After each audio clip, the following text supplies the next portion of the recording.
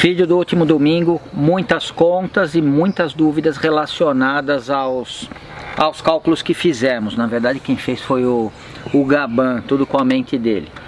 Rogério Nardi: oi Tonela, muito legal o vídeo, só uma dúvida. Quando você calcula o volume da câmara de combustão no cabeçote com o fluido, não teria que considerar a parede do cilindro depois de montado? Um abraço. Rogério, obrigado pela participação e por postar a tua dúvida. No caso, pelo que eu estou entendendo aqui, o Rogério, existem duas interpretações aqui no meu ponto de vista. O Rogério, ele quer saber o seguinte: o alojamento no cilindro o alojamento na câmara de combustão para o cilindro é desse tamanho. Eu acho que ele quer saber se você desconta a borda do cilindro, uma vez que a câmara de combustão ficou menor. Se for essa a tua dúvida, Rogério, na verdade não, porque você tem a câmara de combustão rebaixada.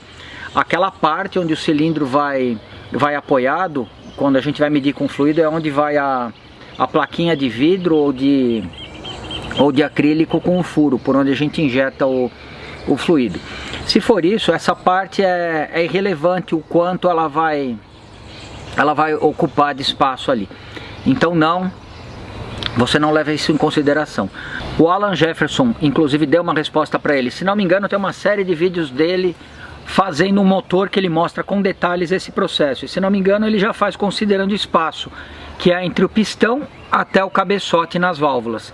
Aí o Alan está falando da altura do deck. Essa é fundamental, porque faz parte do volume da câmara de combustão e precisa ser somado ali ao volume total da câmara de combustão quando você está fazendo o cálculo.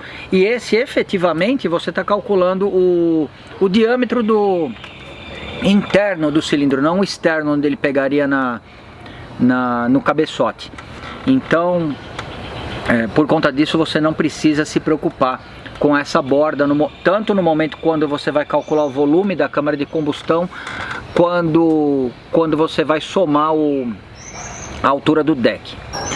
O Alexandre de Sá traz uma contribuição muito legal aqui nos comentários. Olá, acompanho sempre o canal e os vídeos e gosto bastante. Também faço montagem de motores Volkswagen AR já há muitos anos, tanto originais quanto preparados.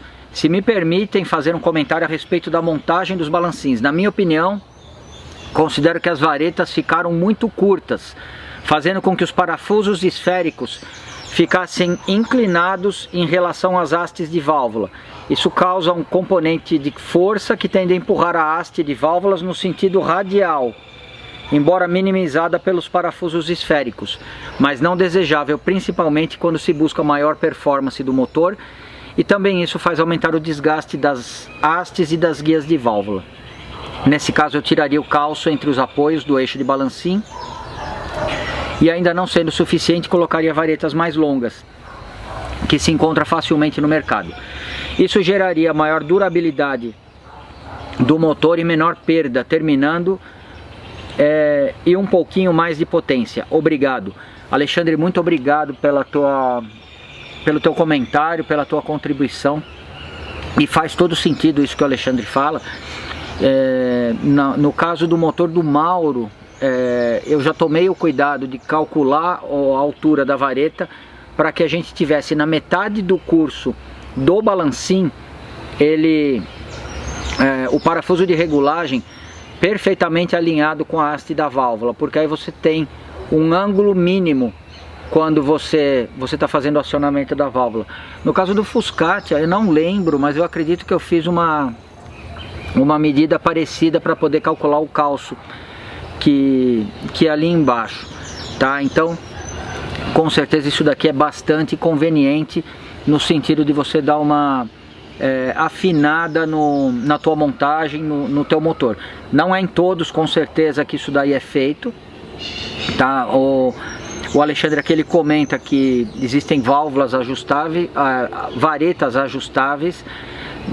Por padrão, quase que por padrão, a gente monta com varetas da Aplique Resolite lá na oficina e com excelentes resultados. Não uso varetas de aço, não monto motores de arrancada, motores de corrida. Então, a longo prazo, essa combinação que que a gente tem escolhido é excelente, o que não significa que, que esse ângulo ele não possa ser medido e não possa ser melhorado conforme o Alexandre falou. Emerson Costa, provavelmente ele está se referindo aos cálculos do Gaban. Tonela, como os mecânicos faziam antes? Era no olhômetro? Não. Na verdade, a montagem de motores que a gente faz no quintal do Tonela é uma montagem diferenciada. Onde a gente consegue calcular e definir taxa de compressão, consegue calcular alguns detalhes que normalmente numa montagem em larga escala de um motor, seja Air-Cooled, seja Opala, seja AP, Fiat, qualquer motor que seja, essas pequenas variações que existem, seja no motor novo, 100% novo, seja no motor que foi retificado, algumas peças usinadas, outras novas, elas caem naquela faixa de tolerância. Isso eu estou falando para 1.300, 1.500, 1.600. Aqui a gente está tratando de um motor que tem um virabrequim com um curso diferente, o pistão passou além do limite da camisa, então obrigatoriamente esses são detalhes que a gente precisa olhar, porque o motor está sendo bem modificado, tá? Mas num motor original, num serviço normal, e não adianta você chegar numa oficina que está fazendo um serviço normal e falar pro cara, você não calculou. Não calculou porque não faz parte do procedimento. Isso que a gente faz é dar uma aprimorada, dar uma afinada na montagem do motor.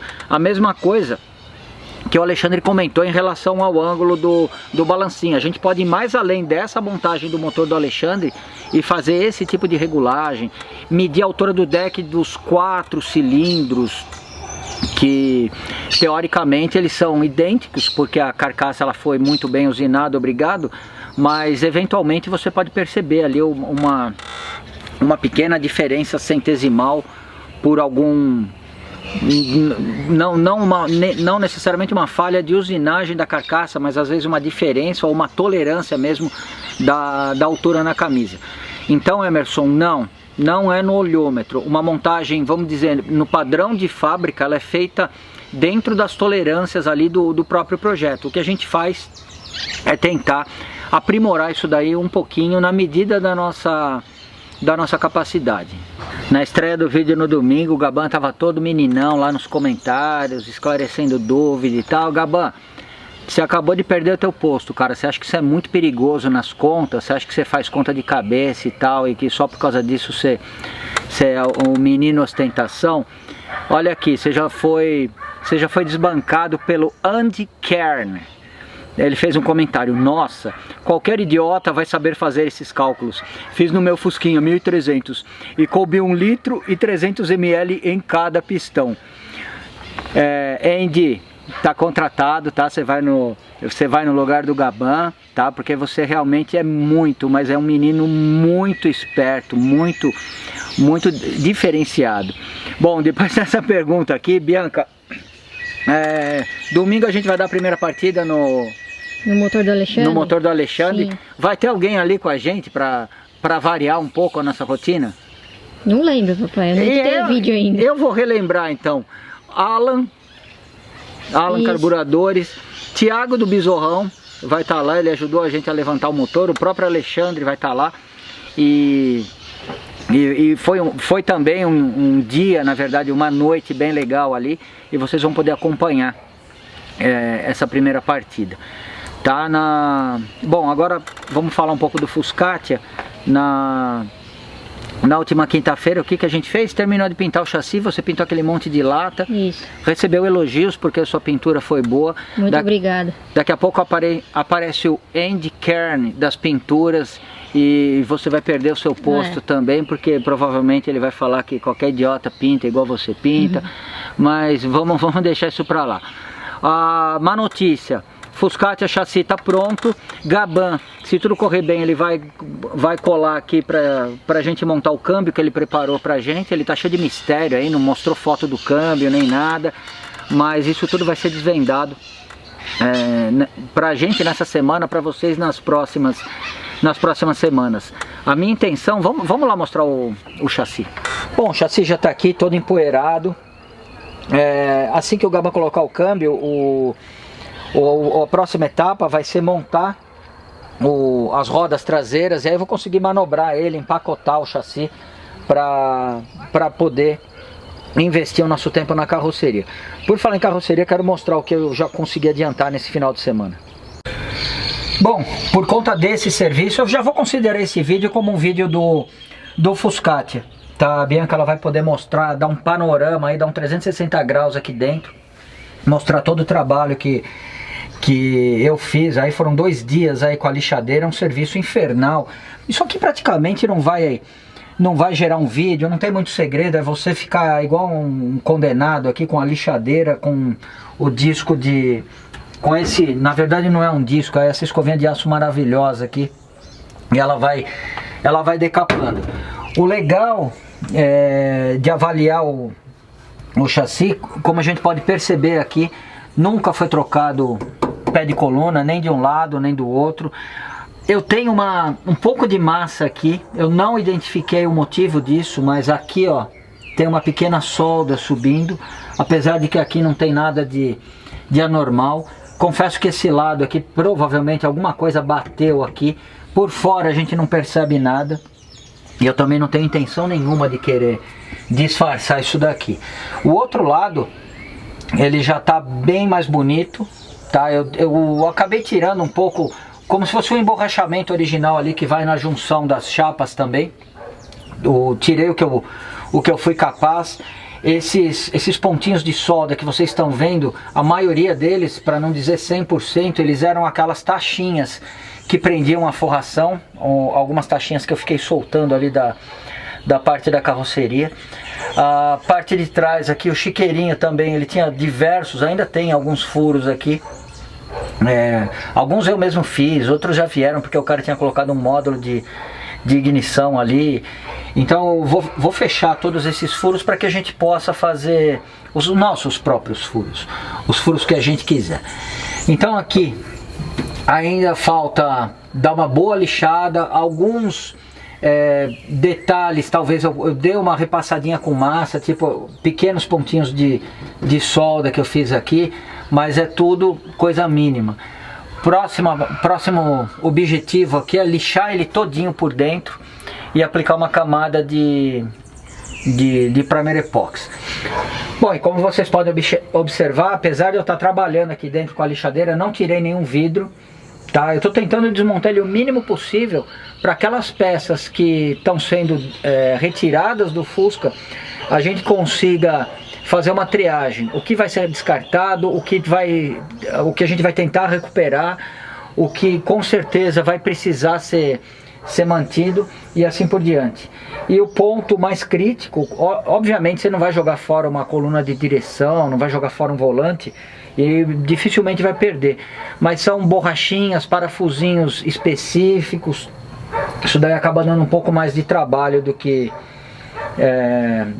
para organizar, do que a gente imagina num primeiro momento. Apesar de eu ter espaço, vamos dizer, quase que infinito aqui para fazer um serviço desses, tá dando bastante trabalho aí para fazer a separação. Felizmente eu conto com a organização da Bianca, mas devagarinho a gente vai evoluindo. Bom, então por conta do que vocês estão vendo aqui, próxima quinta-feira não vai ter vídeo do Fuscatia, nem na outra. A gente vai dar uma pequena pausa. Provavelmente vocês vão conhecer a Kombi do seu Eliseu nessa semana e na semana que vem, que a gente fez um serviço extraordinário ali de carburação, escapamento e uma boa regulagem do motor. Uma das Kombis mais lindas que eu já vi, para falar a verdade.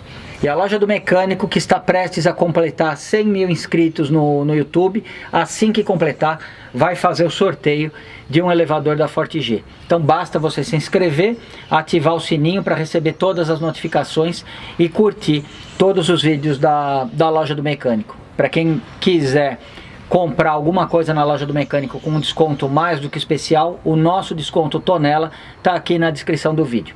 Boa sorte para todo mundo e até quinta-feira com a Kombi do seu Eliseu.